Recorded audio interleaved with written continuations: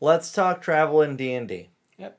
So, uh, I'm gonna break it down real quick. Different ways of going about it. Mind you, there might be some that I'll miss here, but I'm gonna break it down roughly, and then we'll go into our thoughts on it, how we run it, how we enjoy as a player, as a DM, so on and so forth.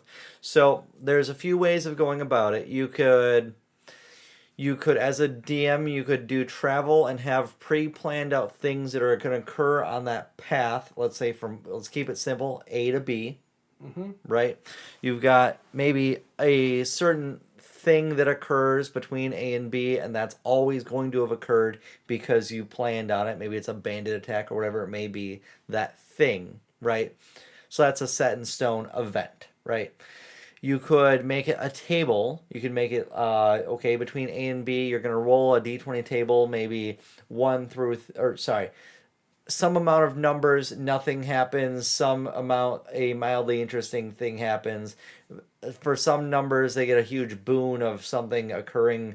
Maybe they find a stash of potions, right? Or maybe they find a magical item hidden inside of a knot, a tree where like the knot Mm-hmm. uncorks and you reach into the giant stump and pull out treasure or whatever, right? Mm-hmm. Or, so instead of your table. Or they reach into the tree and they discover it's a vampire tree Vampire tree. No. So. or a zombie tree. You've got your set in stone. You've got a table. Additional routes that you could do is you could just do fast travel. There's nothing that occurs between travel. An additional route is you could do, okay, it's not rolled for, but there's a rest night in between travel, and now you have your players take watch, and depending on what they roll on whatever checks you have them roll, now something is going to occur because they rolled, oh, let's say they rolled a 3 at like 6 a.m. in the morning, but they were good at the other times, right? So The now, expedited option where you basically snap to the events. yes. Uh, is there any primary travel archetypes that I'm missing here? You've got your set in stone, you've got your table, and you've got your checks. Yeah, there is. I would probably in those. There's also the fast travel. Yeah, fast option travel where as you well. basically just like we're at You're there point now. A, we go to point B, and that's it. If That's it. there You're is an there. event that happens in there, it's either pre-planned or random roll.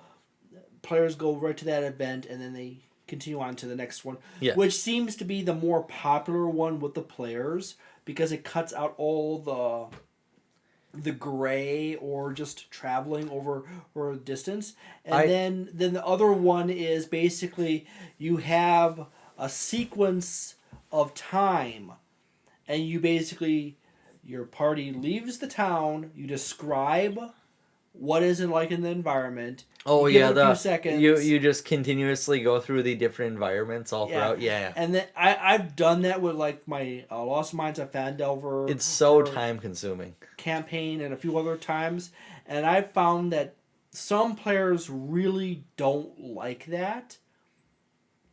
But I think it's like one of the really particularly narrative players, individual who wants to have everything make sense and doesn't really care her for it, and another player that's a little ADHD, he doesn't like it. Yep. But other than that, the goal I was trying to go with that one was try to create a sense of the natural world as the players are traveling through it. Wait. Who's the ADHD one that doesn't like it? Uh, I think it was Nate. Oh, yeah, that fits. That Yeah. tracks. Yeah, and then since we're just out at Nate, Matt didn't enjoy it either Yeah. because he kind of has that natural tendency to want to have everything kind of tie into the story. Yeah. And if you have stuff that becomes obvious that has no relation, it's just there, or he doesn't enjoy it as much. That's interesting Yeah. because it's not part of the story. Yeah. Anyways. And then the same thing falls into the category of random chaos stuff.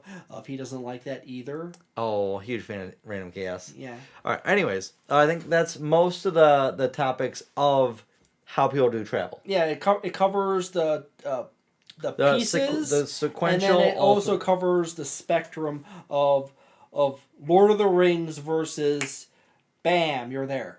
Okay, yeah. So let's take it similar to how when we recorded the our thoughts on splitting the party. Let's split this into DM and player, right? So as a DM, how do you prefer to run that? I have a strong bias to not have the party instantaneously appear at the location that they're going to travel to. I want some time to occur between there, at least giving them the idea of like, hey, you are in a forest, it's a breezy, sunny day, or it's a rainy day, or something like that. To just give the a player descriptor. You're traveling along a road. You hear elk in the distance and stuff like that. The bear waves to you as you pass by. Yes, the bear waves to my character as he passes by. The Rifts campaign is nuts. All right, so. But yeah, it's my natural inclination is to want to have that narrative flow, and I kind of like that, but abbreviated in as a player. Okay. Wait, let's stick to this as a DM for a moment. So as a DM, so then you don't want fast travel, but you want generally quick with something occurring. Yeah. With the something occurring, do you lean towards you have something pre-planned, you're rolling on a table, you're making people make checks because you're in that in between? Yes, and it depends on the checks. Depends on the situation. So like in the so you would do checks. Yeah, depending on the say like the Lost Mines of Fandelver campaign. I know you pointed out I don't do a lot of survival checks in it, but you guys are on a road. Yes. You guys are not getting lost, unless there's a fork on the road. Anyways. In which case, someone's gonna go over and pick it up at some point. Yes. Oh, he found the road. It was right there. Oh man, look at the Frankleton. Yeah. Frank likes to visit every so often. As a reminder, this is recorded in a studio audience with cats. Anyways. So, you prefer checks? A mixture, a description of the environment. There's checks mixed in there. I pre-roll the random encounters for the day. So I know before the session starts. So you prefer rolled encounters on a table, yeah, but it's already pre-planned. It's random, pre-planned, as in I ran. You're not rolling it in the moment. You correct. already you decided to go with RNG, but it was RNG for you to choose it. Yes, I roll. I explained this in one of my videos. Yeah. And I also one of my older videos on my channel is that I pre-roll the encounters before the game session. That way I know the initiative order of all the monsters or the enemies in this event to keep it going really quickly. All I have to do is just get the initiative numbers from the players, and then boom, I put that on the sheet, and I'm off and going. Yeah. I know that there is an owlbear encounter for this session. Got it. Okay. And depending on where the players are going, how they're playing, I might adjust how the owlbear encounter enters the field. Like the owlbear is over there eating an elk, or they simply go around a bend and there's an owlbear in the middle of the road eating a horse. So you and I are on the same path here as a DM. Yeah. But mind you. So on the topic between fast travel or defining every little detail, right? I lean more towards fast travel on that spectrum than you do. I'm in here, you're over here. Yes, exactly. I'm slightly more towards fast travel. I want to make travel generally quick. I am going to have a lot of the time something generally planned for that travel. I'm not, for the most part, sometimes, depending on what the instance of an occurrence is, I'll have people make checks. Mm-hmm. Right? And so, for example, I could have the chance of people finding treasure in that travel, and I'll have people roll investigation checks, and okay, nobody found it. Yeah, it also ties into the density of the world. Like, you set up like the world where it's like matter of hours to get to one place to another. Whereas it could And be days or weeks. for me, it's days and maybe a week or so, or two. With my brother John, not this John, my actual brother John, he likes to do it in seconds and minutes. Like you literally walk from the bar into the general store through a side door, and you get your side quest. Yes. That's to go out into the back and deal with some rats that are in. That was orchard. like 20 seconds away. Yeah. Yeah. You just walk one door out the other door, and boom, you're there. Boom, you're there. All right. And then there's those occasional moments when he drops you into a tunnel and you go off into a psychedelic journey into another reality and through time and space. That does happen. Not from me, but that does happen. Yeah. That one fucked Matt up hard. Yes. So we're very close to being in the same spot on the spectrum of our opinion of how we handle travel as DMs. Now, as a player, it comes off very differently because you don't know how the DM has decided it, right? You're just experiencing it from what they chose. What's your preference? Okay, on the spectrum of instantaneous to real time, I'm sitting here as a DM, and you're over here. Yes. As a DM, closer. I'm faster. Actually as a player right here. I'm on the other side of the 50-50. You prefer more narrative towards that. Almost multiple sections are explained out for you of what's going on. So I'm on the other side of the 50-50. Yeah. So I still want, hey, this is the environment. We're traveling down a road kind of thing. And then there's every so often, hi Frank. There's various other things sprinkled in here and there in the environment so the players know roughly where they are. And obviously it's more than a few seconds or minutes to travel between here and there. I like that as a player, but I don't want like the Lord of the Rings kind of thing where your characters are walking across a field talking about meals or trees or something like that situation. Worrying about what your next lunch is going to be. Yeah. Kind of situation. I want it to be I still want the world to exist and have the description of the area. I just don't want it dragged way out. So I'm in the same boat there, but it leans more towards fast travel in that I would generally prefer that it is... So, Spectrum, there's the center divide. There's me as a DM. I sit roughly where you are as a DM. Yeah.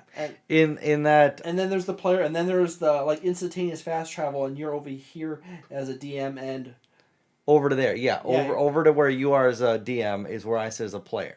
You want more or details? More toward, I want details of what's going on, but I'd prefer it like 1-2 quick events that then lead to town or to the next area. Alright. So actually it's closer to where I am as a player. Yeah, okay, yeah. Because I usually like to stuff more stuff into the DM one. Mind you, I don't want a bunch of things elongated, fully explained, but I would generally prefer that we're making good travel time offhand. Mind you, I'm not trying to, as a player, I'm not trying to like rush the other players like, all right, guys, move on, come on. No, that's not happening. But generally, my preference is towards that there is a progression forwards and it is at an okay pace and isn't just like, all right, we spent the entire session at camp talking about lore. Mm-hmm. Yeah, that's pretty much where I am too. I'm still experimenting a little bit with it, I'm adjusting it over one way or another. Some as it is as a DM or a player, you might have different levels of preference, but also your players might have different levels of preference, and some of them might have, say, as I said before, biases towards wanting to have everything related to the story, or some players in the flip other direction, they actually want the world to be more natural. Yes. And not have everything literally tied into the story because It doesn't make sense that literally everything happens to be revolving around the fact that the raccoons are trying to develop a space program to take over the moon. Yes.